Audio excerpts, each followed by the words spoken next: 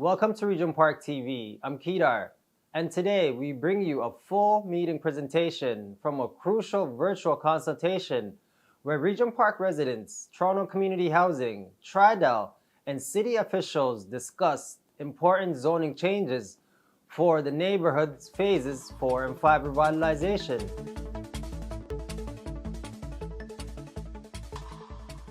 On October the 30th, participants gathered to discuss key updates and proposed zoning amendments that aim to address concerns about infrastructure and expand housing options in this diverse community. A major topic of discussion was the proposed addition of 98 market units and how this might affect the 633 rent-to-geared income RGI units previously committed to the project. Residents expressed their concerns about maintaining affordable housing and preserving Regent Park's inclusive legacy. This full meeting presentation, courtesy of the City of Toronto, includes insights from City Planner Catherine Bailey, TCHC's Peter Zimmerman, and Tridel's Brian Sherwood. You will also hear from residents' voices on this important issue. Let's hear from Catherine Bailey now. Our agenda this evening will begin with opening remarks from Councillor Moyes and then move into presentations from the City of Toronto, Toronto Community Housing, and their development partner Tridel. The second half of the meeting will be a live question and answer session until this meeting concludes around 7:30 p.m. At this meeting, we have a number of panelists from the City, TCHC, and Tridel who are here to listen to your comments and answer any questions you may have. So with that, I'd like to introduce your councillor, Chris Moyes. Thank you, Catherine. I'm off camera because I'm actually behind the wheel of the car driving to a community event. I also want to take the opportunity to thank our staff, of course, at the city and TCAC and Tridel for all the work they've done on this project so far. I mean, since I've been a councillor, this project has, of course, predates me, but there's a lot of work that still needs to be done. And the reason why we're here today is really because we are asking for, or we'll be making a slight zoning amendment to phases 4 and 5 to actually bring more density to the area. As we all know, there's a housing crisis, and I think we have to do our due diligence, make sure that we keep that top of mind when we're building more housing. And more importantly, more affordable housing. So I am happy to see that there's many members in the community here today to give some feedback, and I will be here listening. And if you have any questions of our staff or TCAC or Tridel, please go ahead and ask your questions. And I'll send it back to you, Catherine. Great, thank you so much, Councillor. So the purpose of this meeting is to provide you with information about the zoning bylaw amendment, to answer any questions you may have, and to describe the next steps after this meeting. At this meeting, there's no vote or any decisions that are being made. There are several ways for you to participate tonight and after the meeting. Throughout the meeting, you can use the Q&A function in WebEx to ask questions. You can also ask your questions during the live question and comments portion of the meeting. The third option is that you can send an email or call me or your councillor. You're welcome to send comments or contact me after this meeting, then this is not the only chance for you to be involved. Just as a reminder, please be respectful of the presenters and fellow participants, and any form of discriminatory, prejudicial, or hateful comments and questions will not be tolerated. As a quick recap of the recent planning work that has taken place in Regent Park, in July 2023, City Council approved a zoning bylaw amendment application by Toronto Community Housing, or TCHC, to update the development permissions for the final 2 phases of the Regent Park revitalization. The amendment allows for more housing, including affordable housing, subject to future funding, and more community space, non-residential uses like retail and other community spaces, open space, and this is all more than was contemplated in the original revitalization plans. That process resulted in an updated zoning bylaw for phases 4 and 5, and that bylaw is called Bylaw 1325-2023. And you'll see that come up a few times tonight. Zoning bylaws are a regulatory tool that sets out what's allowed to be built on the land. They typically include things like what kind of land uses are allowed, how tall the buildings can be, things like minimum setbacks from the street for buildings, and also minimum requirements for things like car parking, bicycle parking, and loading spaces. They can be very detailed to only permit a very specific building, or in cases like this, where the zoning is for an area that's going to be built out over time, they can be specific about some parameters and a little more flexible on others to allow for the specific design of buildings to adapt over time. For all of the phases of Regent Park, the city has used that more flexible approach, along with tools like urban design guidelines, to guide the detailed design of each building block by block. Since the time that this zoning bylaw was completed for phases 4 and 5, TCHC and Tridel have been working on the next steps for the first buildings in phase 4. And as part of that design process, we now have more information about some existing infrastructure in phases 4 and 5 that needs to be kept in place as part of the revitalization. The existing infrastructure is part of the sewer system for the area called a vortex chamber. And there are two. They're located at Sackville Street and Sumac Street, just on the south side of Gerrard Street. These are very large underground chambers with the manhole covers and vents that you can see there today. These vortex chambers divert local sewers into a large trunk sewer that's approximately 65 feet underground. When these vortex chambers need maintenance, especially major maintenance, if they need to be taken offline, diverted, or eventually replaced, the city's Toronto Water Division needs quite a bit of space around the infrastructure to fit their equipment and do the work. The minimum amount of space that they need is 10 meters on all sides. The challenge now is that the latest zoning allows 2 of the new buildings to be located in some of that space, and TCHC and Tridel were counting on having that area available to build the new housing and the retail along Gerrard Street that they committed to.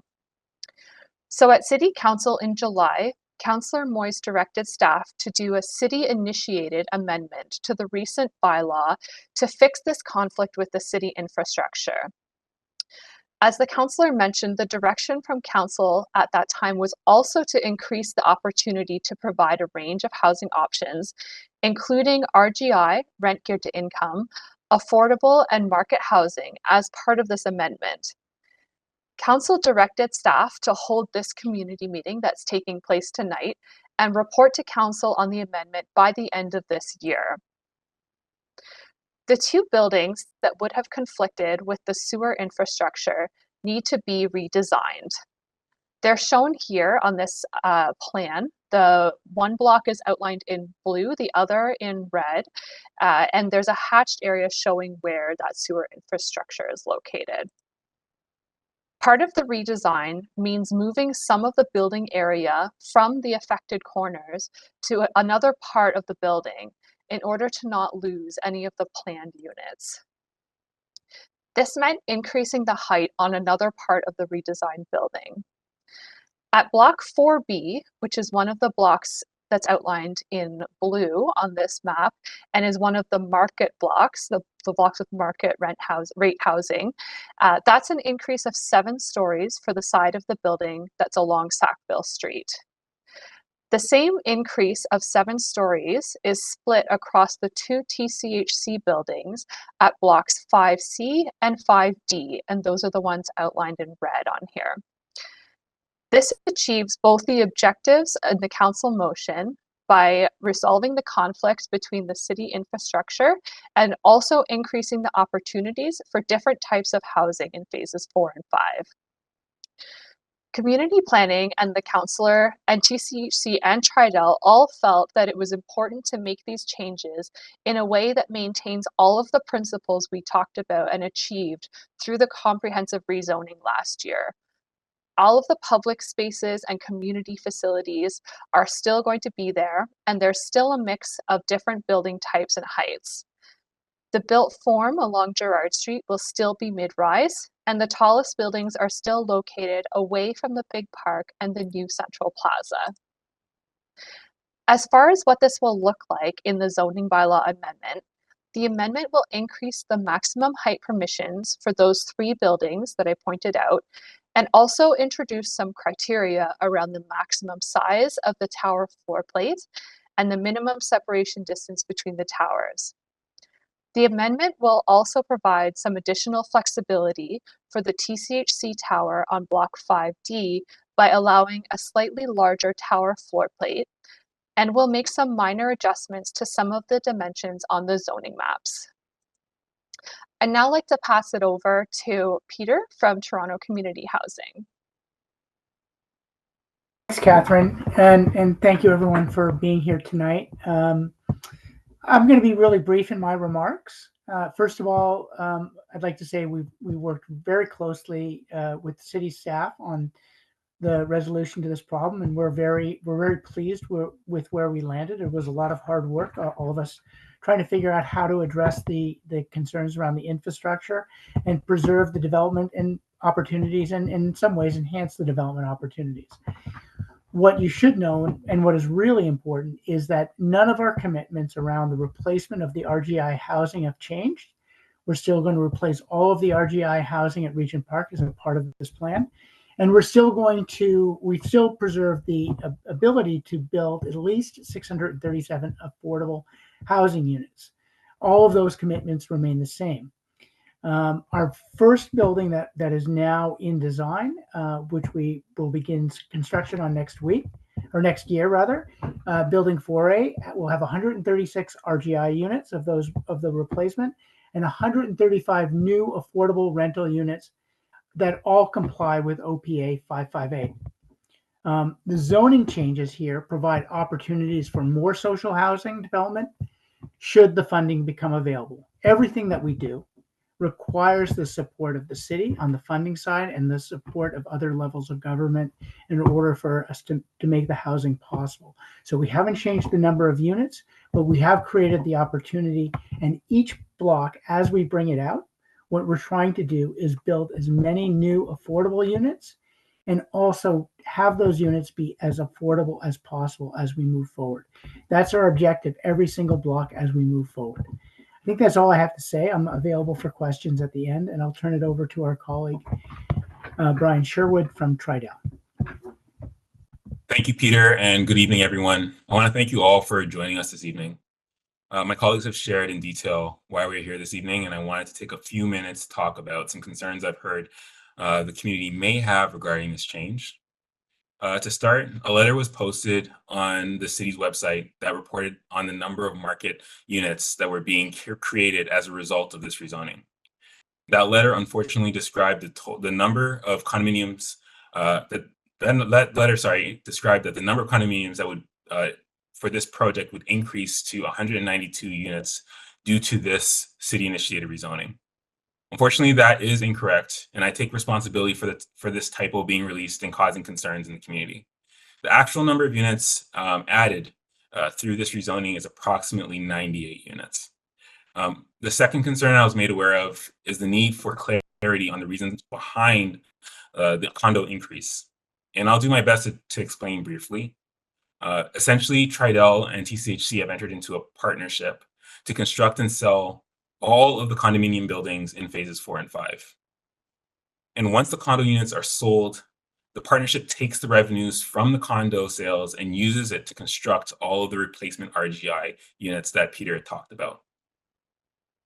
The significant design change caused by the vortex chamber required a drastic reduction in the number of condo units that would be provided in the building, and also increase the cost of constructing and designing the building, impacting our ability to reach the required revenue target for the RGI replacement units. To ensure that the partnership would be able to reach the revenue target and be made whole, we worked with our colleagues at the city to protect the replacement RGI units by shifting and adding density to the 4B building while maintaining the design principles of the original rezoning. Next slide, please.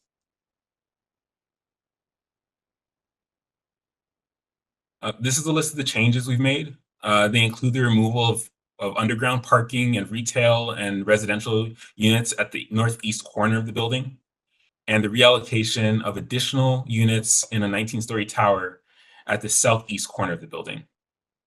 We've also added 20+ meter setback to the tower from Girard to reduce shadow impacts on Girard, shadow impacts north of Girard, sorry. While this differs from the original rezoning, we believe these changes are consistent with the community feedback we heard during the one-year engagement process we participated in with many of you that are here tonight. The design principles we have maintained include an east-west pedestrian connection that carries across phases 4 and 5 that will support community activities and community activation. And the east-west connection will also contain program spaces within them. And these program spaces and the east-west connection is not just for residents of the condominium building, but it's being constructed and maintained for members of this entire community. We've also maintained a retail presence along Girard, and we've added a new landscaped area at the corner of Girard and Sackville that complements this retail frontage. These commitments are still an integral part of this plan, and they have not changed. I'm happy to take questions at the end of the presentation, and I hope this helps to address some of the concerns that the community has faced. Thanks very much, Peter and Brian. I'm sure there will be questions, but we'll keep going here and get to that shortly. In terms of next steps, there will be a public meeting at Toronto and East York Community Council on December 4th. The staff report and zoning bylaw amendment will be posted online with the meeting agenda about a week or two before the meeting. You can contact the clerk at registrarcco@toronto.ca to submit comments or register to speak at that meeting. If you're joining us by phone right now and you didn't register online beforehand, I would encourage you to send me your contact information so that you'll be on the list to receive a notice in the mail before the public meeting. Beyond this meeting and this specific amendment to the zoning, there will be other opportunities for you to learn more and be involved in the next stages of the development of phases 4 and 5.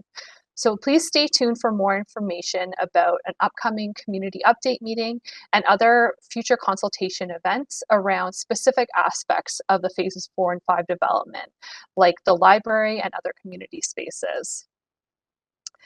We've now reached the live question and comments time in our meeting. This is a time to ask for clarification or more information, to explain what you do or do not support about what's proposed and why, or share constructive suggestions for how to improve things. Please keep your remarks brief to allow time for everyone to speak and be respectful of the presenters and comments provided by other community members.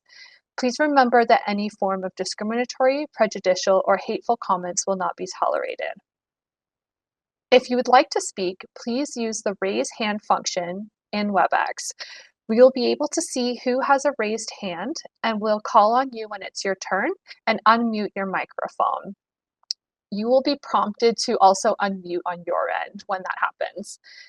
If you're joining by phone, you can raise and lower your hand by pressing *3. We also have the Q&A function available if you want to type your questions instead of speak. Or you can contact me or Councillor Moyes directly. Just a reminder that this meeting is being recorded and will be publicly available. So if you don't want to be recorded, the options 2 and 3 will not have your voice recorded.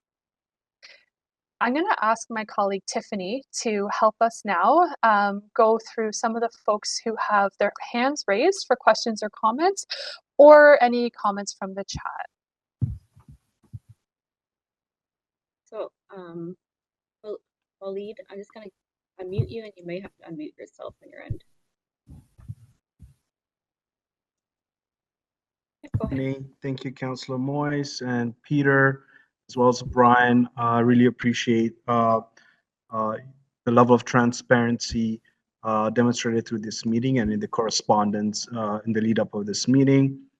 Thank you for articulating that there will not be 192 additional market units, but 98 market units.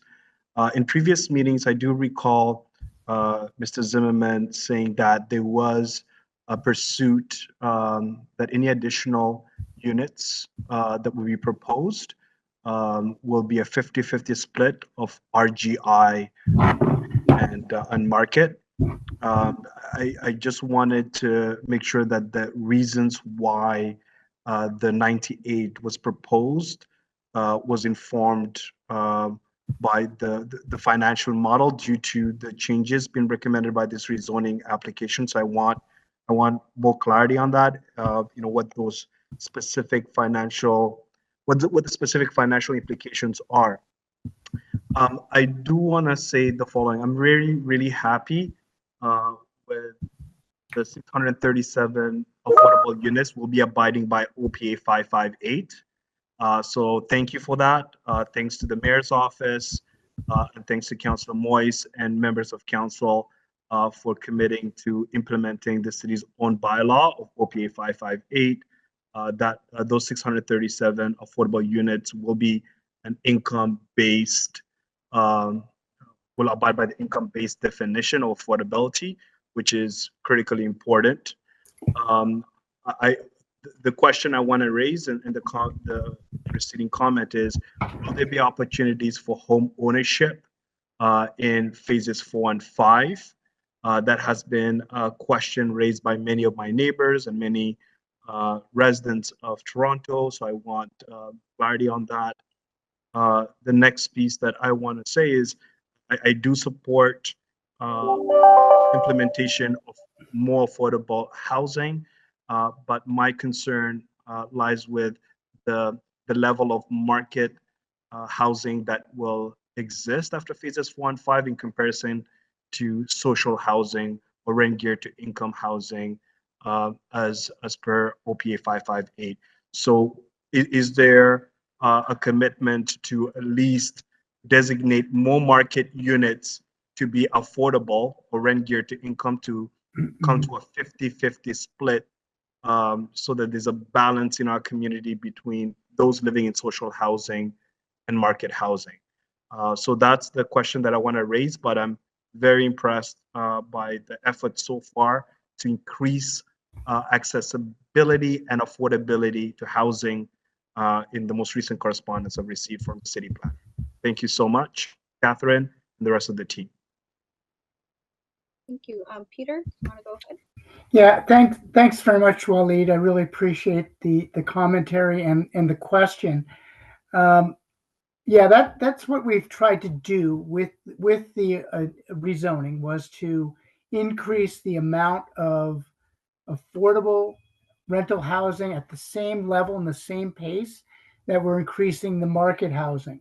For this now, the second rezoning, what we're doing is we've changed obviously the size of the buildings on both sites, on the market block and on the rental block, but we haven't changed the number of units that we're proposing across the rental blocks. Our plan, as we did on the 4A block, is to try to create as much affordable housing on every building as we bring it forward. That's all contingent on funding, and to have that housing be as deeply affordable as possible. So when we get to those next buildings, the ones that are affected by this new rezoning, that will be our intention as well.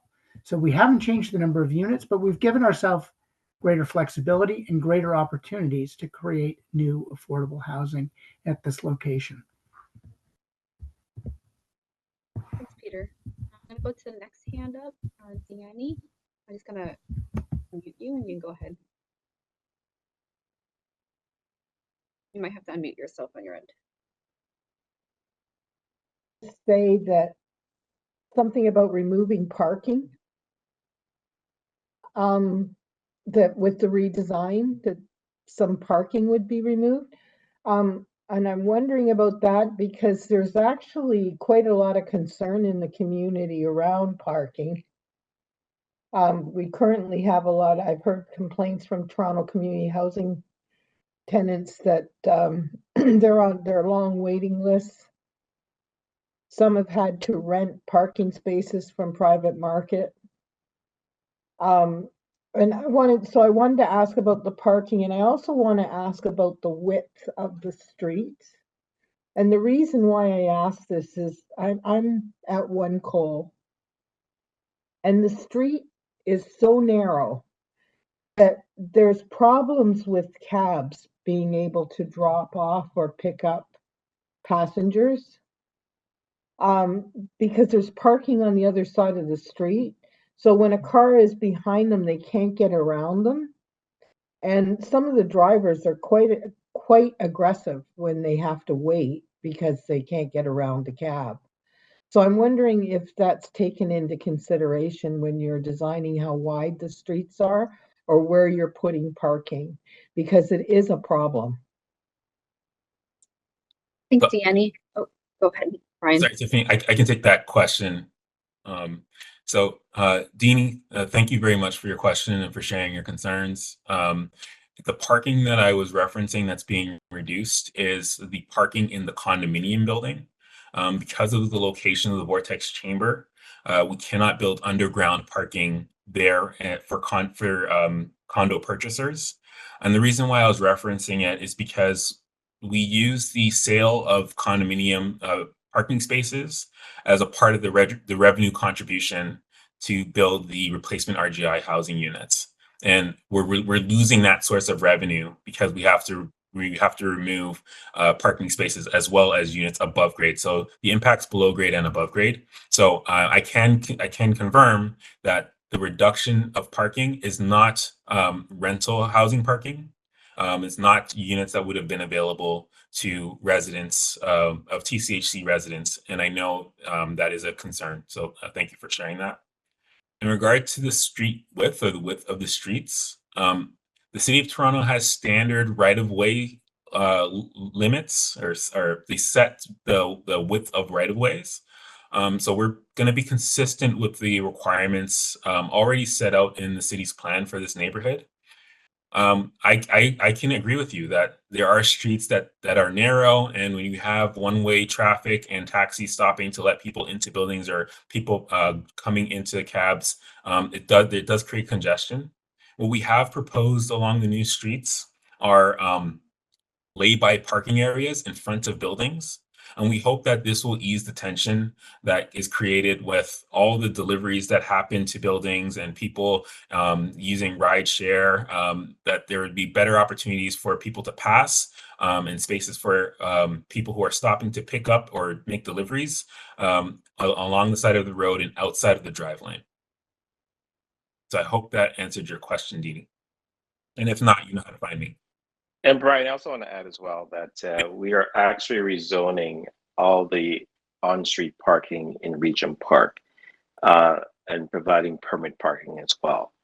And we're in the process of doing that. And I think that went through TYCC last week. And it should happen early next year. And the on-street parking is only for TCC tenants, not for market tenants. Thank you, Councillor Moyes and Brian. Walid, I'm going to come back to you just so we can go through any new comments in the Q&A box. So the first one is from Miguel, and he asked, is the definition of affordable housing 80% of your income? Peter, do you want to take that one? I might want to defer to planning staff. It's a city definition, and we're adhering to the city definition. So, Catherine, I'm not sure if you or Alex are able to speak to specifically the OPA definition and provide it for Miguel. Actually, as one of our panelists, so I'm going to ask Noah to just unmute yourself. Sure, thanks very much. And Neil, I'm glad you're here, and I hope everyone can hear me okay. And it's a great question because the definition is something that's changed recently over the last year and a half. And there's this is always a point of confusion. But No, the former definition that the city used to use in most of its programs and implementation with groups like Toronto Community Housing and others is the 80% of average market rent.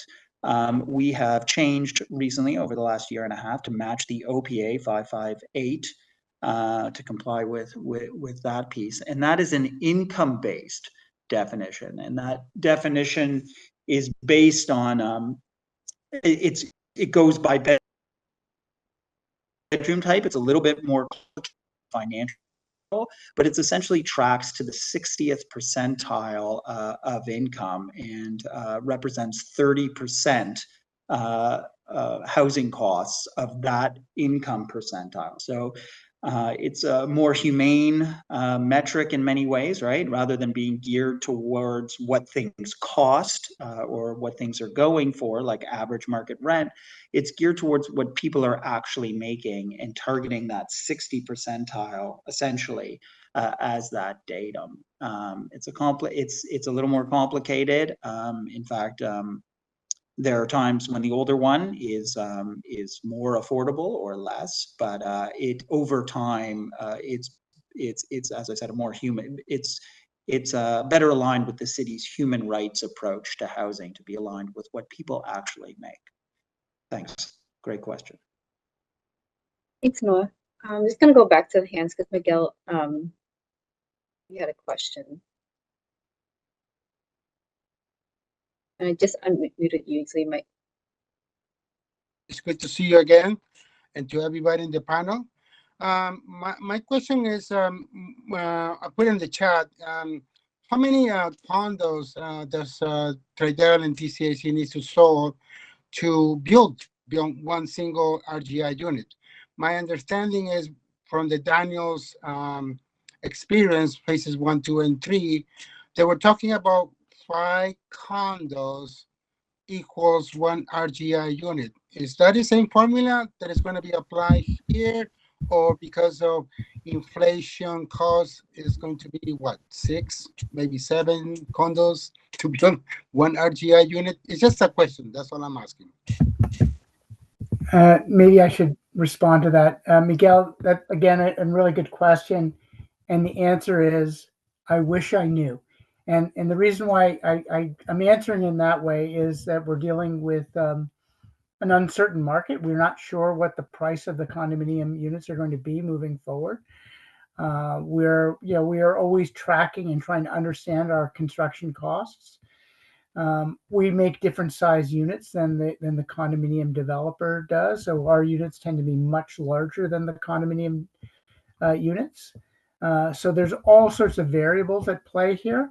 But the type of ratio that you're talking about, I think, is sort of consistent with our general understanding of, kind of where things are at in terms of what you would need to do if you weren't having any support for a project. I think those are kind of reasonable kind of assumptions, but they're not the reality that we're going to face when we actually start building the housing or when we start marketing those condominium units.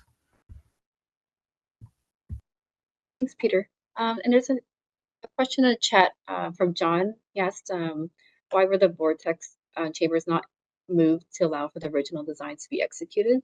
Catherine, can you take that one? So I'm not a civil engineer, but we did have many civil engineers involved in that conversation.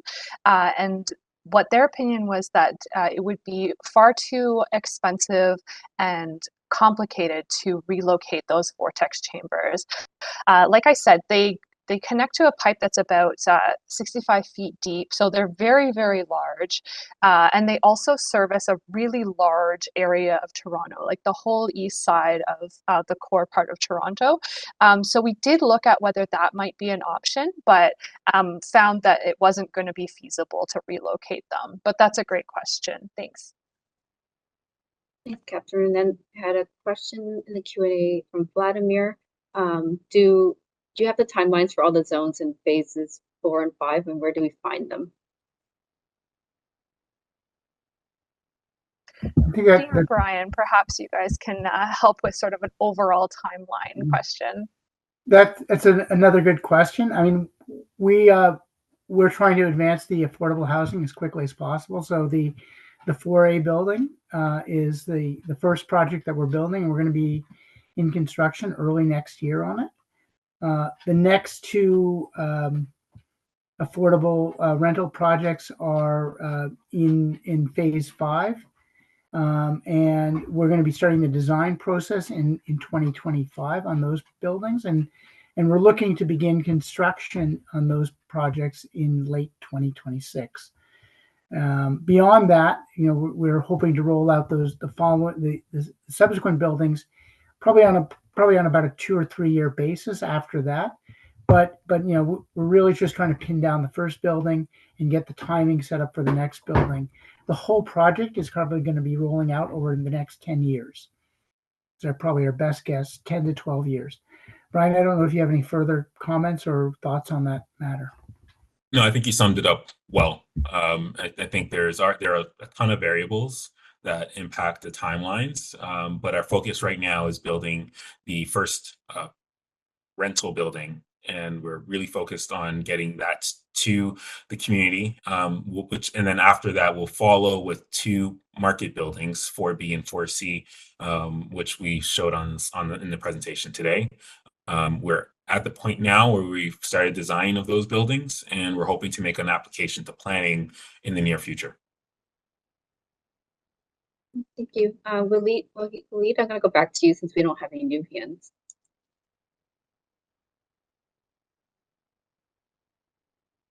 Just have to unmute yourself on your end. Sorry about that. Just got a call from a friend here. And I just want to thank again Noah for clarifying that an income-based definition of affordability will be applied for the 637 affordable units. And I did send an email to our city planner, Catherine Bailey, just raising the point of an in-person consultation as well. We do have, when I was doing outreach on this matter, many residents told me that, they could not participate online on WebEx due to various challenges. One of them being the digital divide that we're trying to address as a neighborhood association through the RPNA Tech Library. So I just want to make sure that point is made, and hopefully we could work collaboratively in having an in-person meeting so that the word gets out in the community, that the definition of affordability will be based on income, so that a lot of people who are anxious will be reassured that the city is actually focused on solutions as per the implementation of its own bylaw, OPA 558. But I have something quickly to read out. I just want to say that, on behalf of the Neighborhood Association, Regent Park Neighborhood Association, we're really, really happy that this matter related to the 192 market units has been clarified, and it's just an additional 98 market rate units. While we recognize the need for housing expansion, Regent Park continues to face a pressing need for rent geared to income units, and we request that we work collaboratively on creating more RGI units to reach that 50-50 split. 50-50 balance is the best way to put it in our community, since Regent Park was established as a 100% social housing community. And alongside other committed community organizations, we fully support the city's efforts to secure funding for the additional 637 affordable units defined under OPA 558. This alignment with affordability remains our priority for more inclusive Regent Park. And we strongly advocate for the reimplementation of rent-to-own and home ownership programs that were funded through the foundation and boost programs that were suspended. We want to take this opportunity to reconnect with our federal and provincial governments to fund this really important pathway to home ownership. Given the critical nature of community input, we want to make sure that the city holds an in-person consultation, like I said earlier, in addition to the 2 other online sessions related to phases 4 and 5. like I said earlier, many residents, due to a lack of digital access, have faced barriers to participating in virtual meetings. And I believe our friends at Tridel are open to participating in an in-person meeting, so that the openness of the resolutions that have been reached could be clearly communicated to the community. And one last thing, I just want to have a better sense. There was a report that was just published saying that there were 40,000 so-called condominiums that were in the market, that were still in the market. And I'm just wondering if the financial model related to this phases 4 and 5 has been challenged or undermined due to the challenges in the real estate market when it comes to the sales of condominiums. This is critically important because we don't want further delays in the building of affordable housing, social housing in our community. I'll leave it at that. Thank you for your comment. Catherine, did you want to comment about the in-person consultation? Yeah, sure, I can. So we don't have any in-person consultations scheduled for this amendment, just because it's relatively minor, addressing a technical issue with the infrastructure. Also because we were trying to do this very quickly to get to council and allow everything to move forward. There will be opportunities for in-person consultation at a community update meeting that will be hosted by Toronto Community Housing in the coming days. I think the date is still TBD, just working on booking and things like that. So stay tuned for that, and there will certainly be an opportunity to raise some of the points that you have been talking about, Waleed. I think, I think everybody on this call is in agreement with you about the need for more affordable housing generally in the city, the desire for funding to be found. And I know I just saw a headline pop up today about further announcements from our mayor and council about initiatives to support that. So certainly things are happening there, and we appreciate your passion for the subject as well. So thank you for that. Thanks, Catherine. Miguel, I'm going to go back to you. I'll unmute you and you go ahead. I want to thank the city for answering the voting question regards OPA 588 definition. The other question I have with this is, are the RGI units 30% calculation, are they for perpetuity, or are they just a deal for 20 years, 40 years, and then we'll discuss further investment from the province or the federal government? I just want to get some clarity. Is it one of the burning questions from members of the community that want to understand if my RGI unit will be up in the next 10 years, and then what I'm going to do next. Thank you. Maybe I can respond to that. I think there's been some confusion in the community, and I'd like to address that related to the length of our affordable housing commitments in Regent and our other projects. To be clear, the affordable housing that TCHC is building, it is our intention to maintain it as affordable housing in perpetuity. There is no plan, there is no idea, there's no thought that this housing would become anything other than as housing that is as deeply affordable as possible for the entire length of these projects. So in perpetuity is the answer.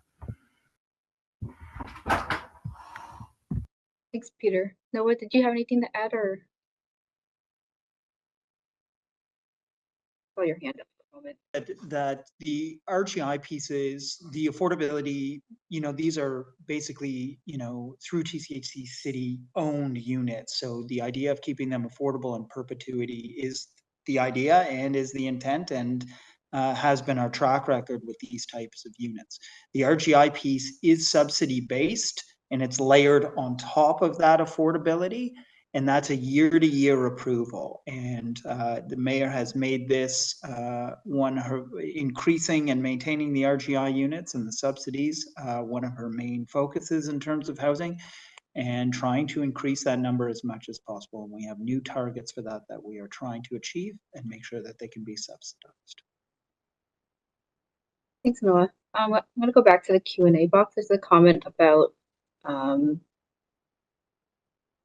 taxis and deliveries. They just comment that please account for like proper shoulders and roundabouts for stopping vehicles, because there are issues at a site nearby at 225 Sumac Street where vehicles are blocking the street as they stop for deliveries.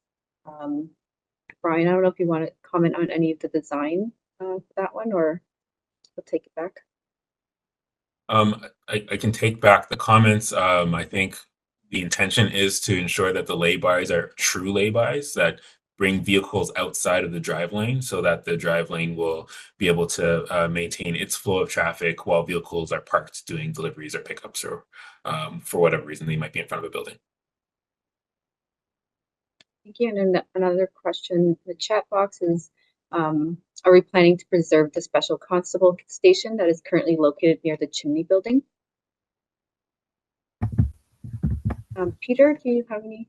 Yeah, I can comment on it. So that is one of the buildings that is slated for demolition, and so that use will be relocated offsite when we get to that point. It will keep the community posted when we have a schedule for when that facility is going to be moved. We don't have a firm date for that yet. Thanks, Peter. We'll go back to some hands. So, Deanie, unmute you.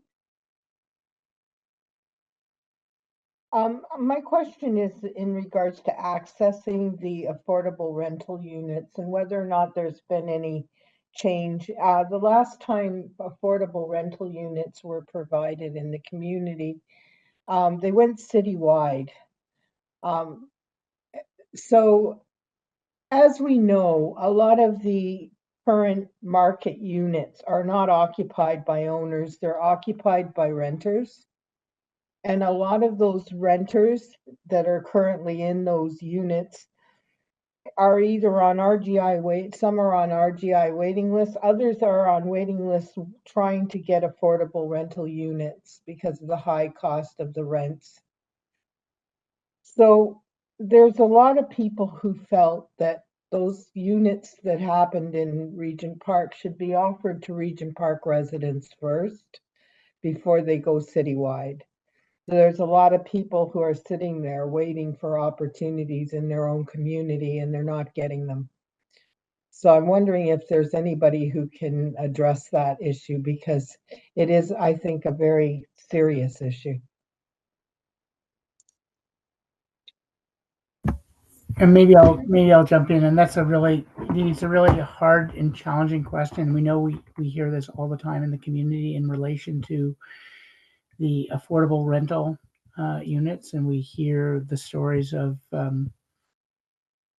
our friends and neighbors who live in market units in Regent Park, and the challenges that they have with affordability and their desire to stay in the community. We hear that all the time. Unfortunately, we don't have a mechanism to prioritize residents in any community in making affordable rental housing available. It is a citywide selection process, and as hard as this is, and as heartbreaking as it is to know the people who are trying to get affordable housing and who are not getting it. We need to maintain fairness. This is a public asset.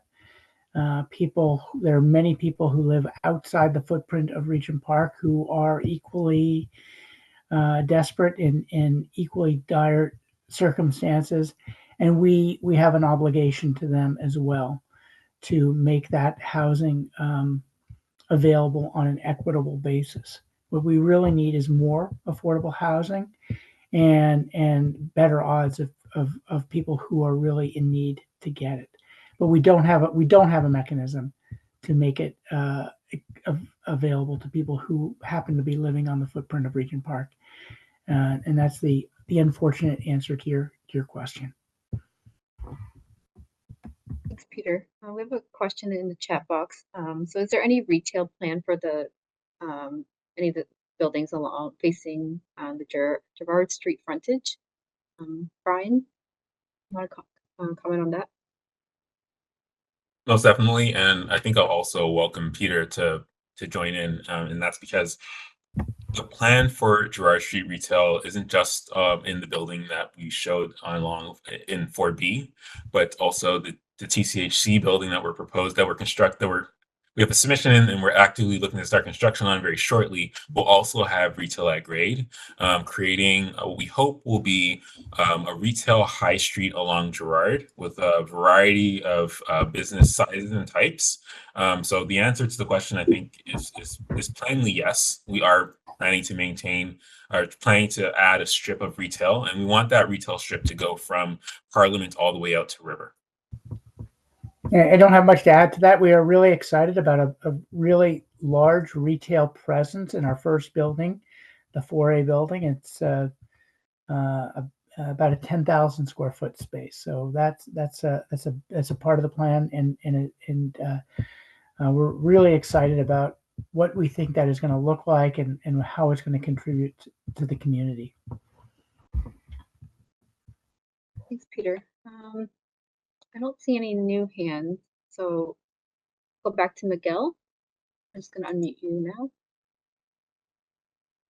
This will be my last question because I want to give opportunity to the 44 participants in the WebEx meeting to ask questions. What this has to, my question has to do with labor market, opportunities for employment.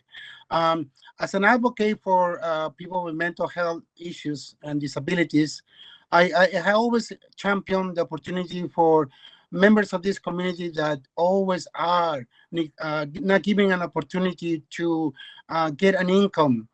Most of us will live in eternal poverty on ODSP, on Title Works, pension, etc., etc. We want to be participants on this construction. We want to be good citizens, and at the same time, we want to get compensated for our work. So I have conversations with Brian Sherwood in the past. I believe my counselor Chris Moyes is in the call. Perhaps he can assist in putting this idea or project to create more employment opportunities for people with mental disabilities. Because most of us, we are being ignored. Once an employer wants to hire somebody and it reads, oh, this person has mental disabilities. No, I don't want to hire that person. But come on, we are humans. We need deserve to have an opportunity to earn some money. And we live in this community, right? And we want to contribute. So perhaps someone can expand to me the idea of what is the vision of Faces 4 and 5 to include members of the community disability or the disability community to be employed, because Faces 1, 2, and 3, that record is very low or non-existent. I hope Faces 4 and 5 will champion that opportunity to have people employed, and that way we can show the city, the world, the province, the country that we can do much better in hiring people with mental disabilities. Thank you. Thanks, Miguel. Brian, did you want to take that one? Sure. Miguel, thank you for your question and your comments, and also thank you for your advocacy. As you know, through your advocacy, Tridel as an employer has learned a lot about the importance of engaging folks with all types of abilities. And I think through continued learning, we're looking for opportunities to ensure that as we roll out employment opportunities in Phases 4 and 5, that we're not limiting people that have access to those employment opportunities. I'm not able today to tell you specifically what our plan will be. But I can tell you that we're at the table looking to learn how we can implement programs that will support people with disabilities or people of different abilities that are looking for access to jobs. We are working together. This is a new obligation for us, and you'll see that Tridel is committed to supporting mental health in construction spaces. And I think tied to that commitment of highlighting mental health concerns and challenges through construction is also the need to transition to providing employment for those people who are in need of supports while they're going through whatever challenges they have or regardless of their ability or disability. So it's not a clear answer, Miguel, I know. But what I can say is that because of your advocacy, we've seen the importance of providing these opportunities, and we want to continue to work with you to ensure that we're able to bring that to phases 4 and 5. Thanks, Brian. I don't see any new hands or comments. Just so you know, you can click the button on the bottom of the screen or click star 3 on your phone to raise your hand. Oh, there's a question from John. What's the best place to keep up to date on these developments? Catherine, do you want to comment on that? So you can access the city's website, the city's application information center, to find out more about active development applications. There's also a website, actually I'm going to put Peter on the spot here to see if he can tell us the URL. I believe there was a Regent Park phase in 4 and 5 website that you can let us know if that's still a good resource. It is, and you have put me. You've asked the 60-year-old guy to tell you something about the internet. So let me. Can Manira or Murray jump on just to make sure we get the web address correct, please? Okay, we'll stall for a second. Just I'll do a little dance while the right thing. It's not in this slide deck here. So it's actually, let me just paste it into the chat. But it's www.rp4and5.ca. Thanks, Murray. Great. Thanks for coming to the rescue, Murray.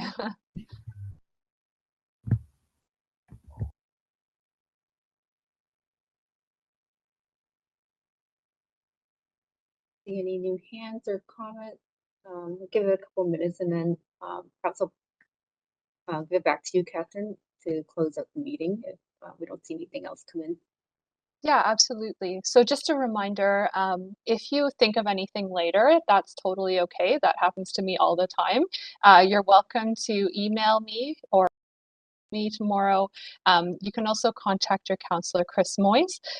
Both of our contact information is on this slide and is in the notice in the mail.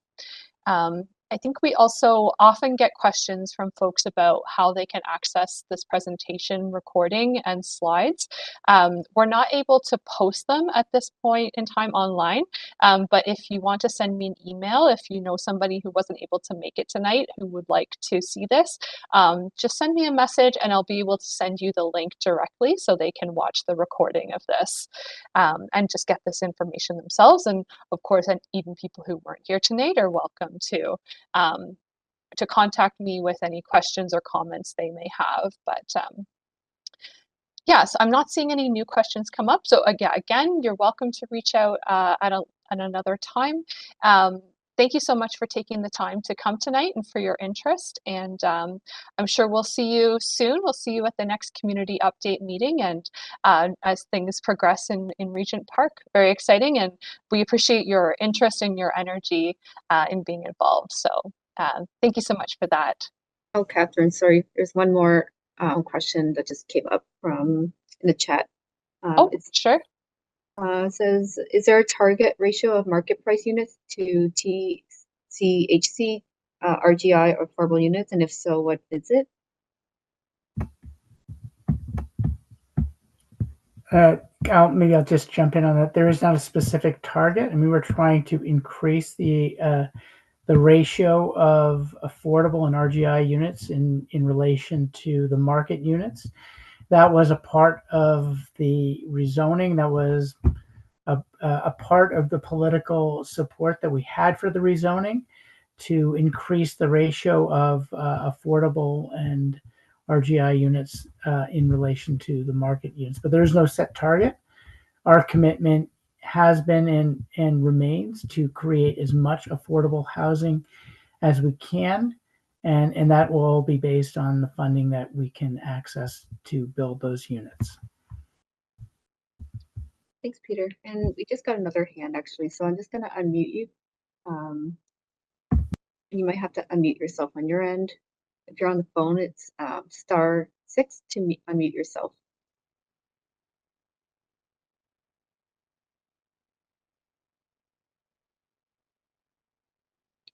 Call in user 806. You have to. You might have to unmute yourself on your end, which is *6.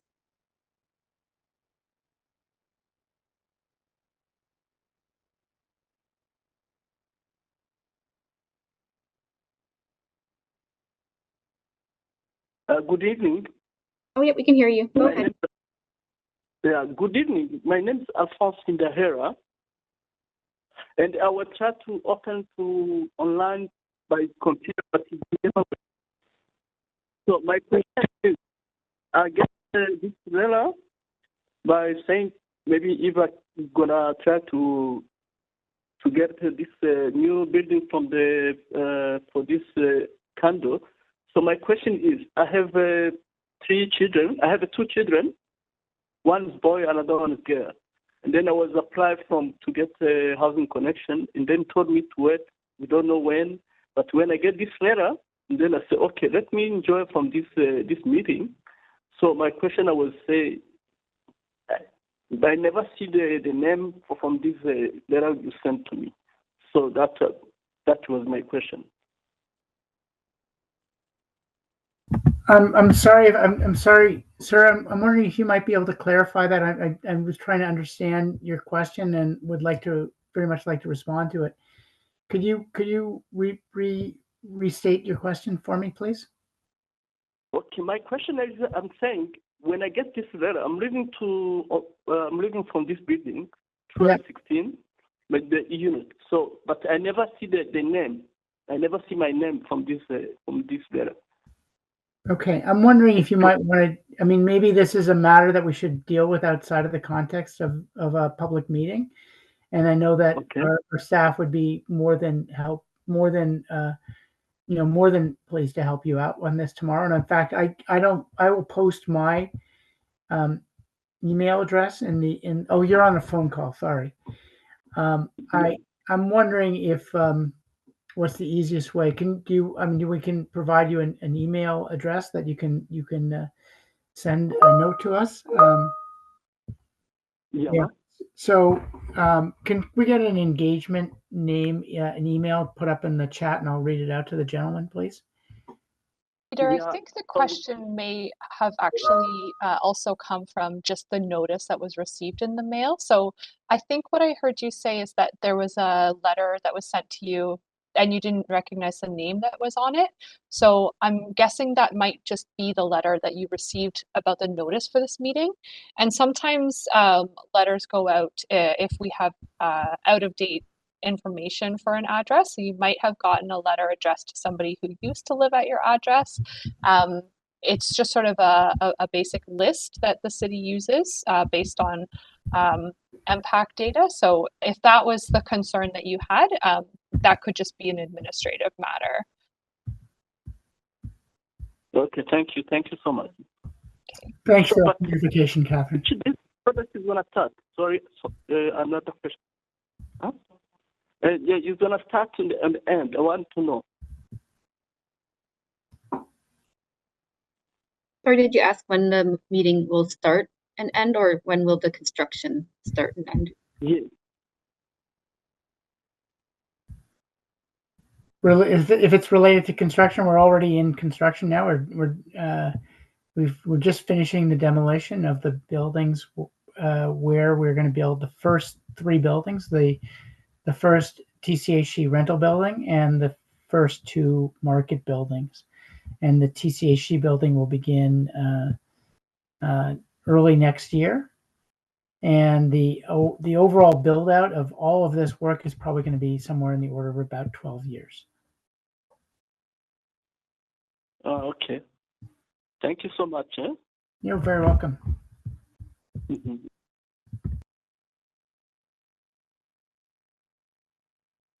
And Waleed, I'll just unmute you.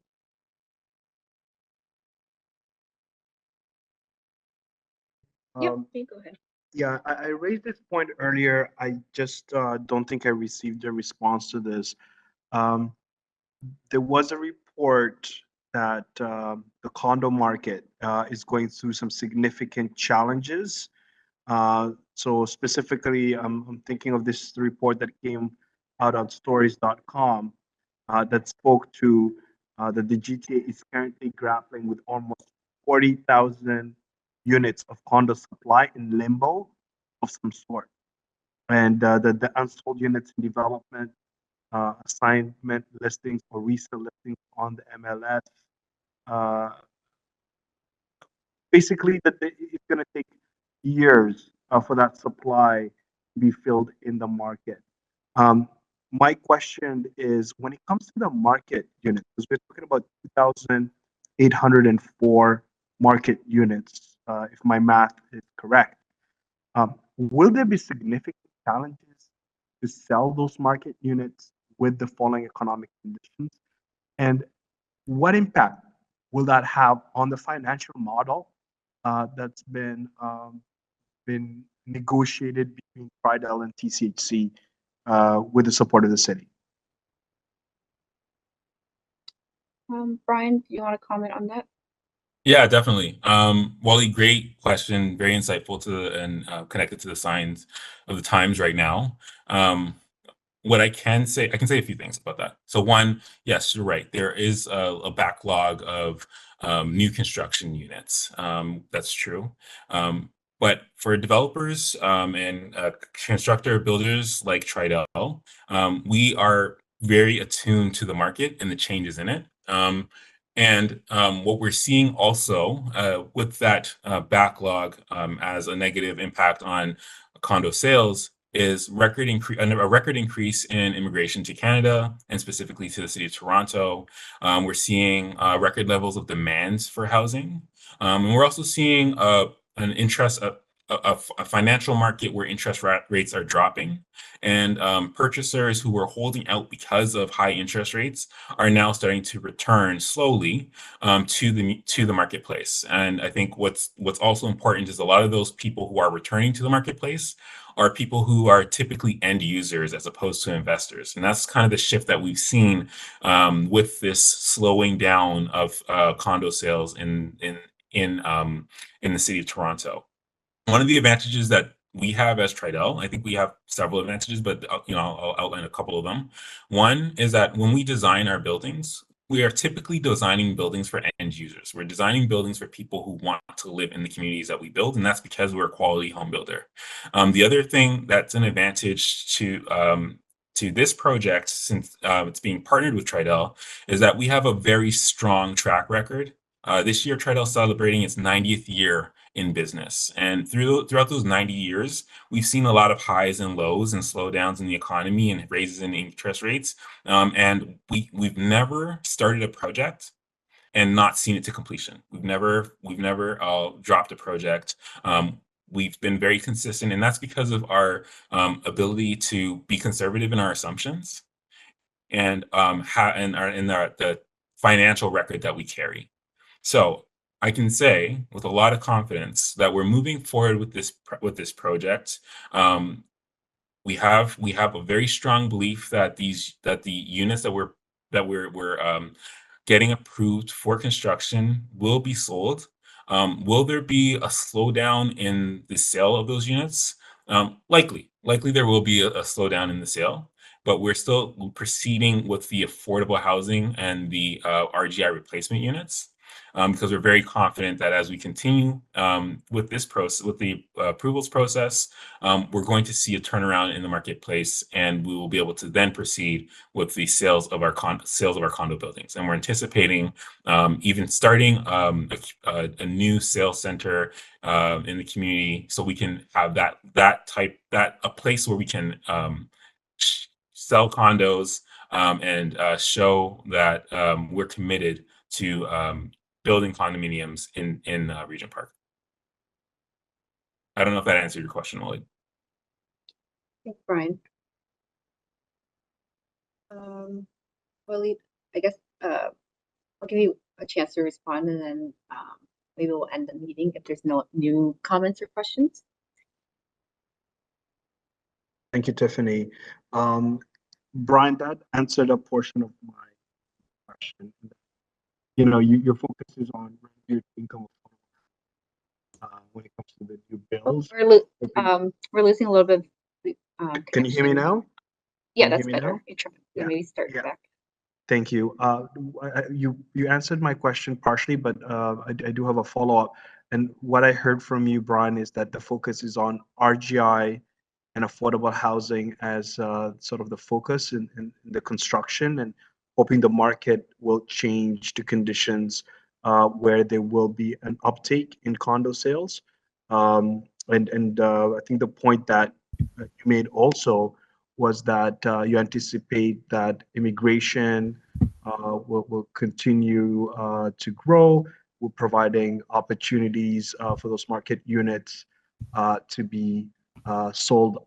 I just want to reiterate the point that I made earlier about home ownership and the rent-to-own program, the Boost and foundational programs. I'm wondering if there is plans between TCHC, Tridel, and the city to address the need that has been brought forward by many Regent Park residents. And I want to give a shout out to the Regent Park Tenant Rights Association for leadership on this, on bringing back those programs to better support residents' transition to home ownership. Is there an opportunity for the market units, for example, to be part of that program or be designated for that? And I recall that Daniels and TCHC had a shared equity model when it comes to the commercial spaces. I'm just wondering what sort of model is going to be implemented for phases 4 and 5, and what risk mitigation is going to be basically implemented to ensure that subsidies or funds coming from the public are not at stake. I'm worried of a potential bailout that might need to happen if the condo market still continues to show signs of lack of growth or sort of like a depression. So that's my concern. I'm wondering if you could share your feedback on both those pieces, the home ownership piece and the risk mitigation related to whether it's a shared equity or full equity when it comes to those important spaces. Thank you. Thanks, Wally. Peter, I see you came off mute. I don't know if you want to jump in first or. Yeah, I mean, I would jump in on both of those questions. And thanks again, Waleed, for the thoughtful question. I mean, I think the challenge that we've had in the existing programs that you referenced in your remarks is that as it currently stands, what we know about the price, the cost of delivering market housing, and what tenants in Regent Park and other low-income folks would require in terms of levels of subsidy in order to make home ownership work for them. We've looked at it, and we know that those old programs that we had in place simply don't work from an affordability perspective. And I know that you referenced the Regent Park Tenants Rights Association, and a great advocacy group in the community.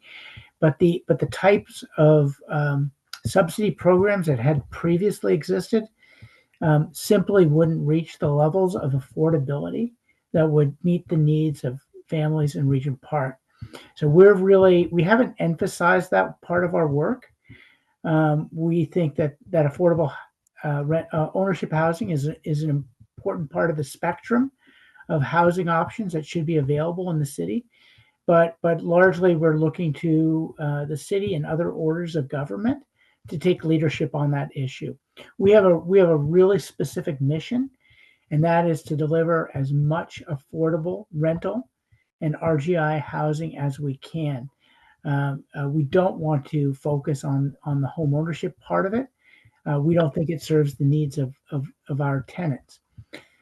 In terms of the issue of risk, I mean, there are two parts of the question. One is we entered into a partnership with Tridel for a reason. They're one of the best developers in the country. They have a great track record. I think Brian spent a lot of time talking about the work that they do. That's part of the reason why we're working with them. And the other piece of it is that this is a long-term partnership.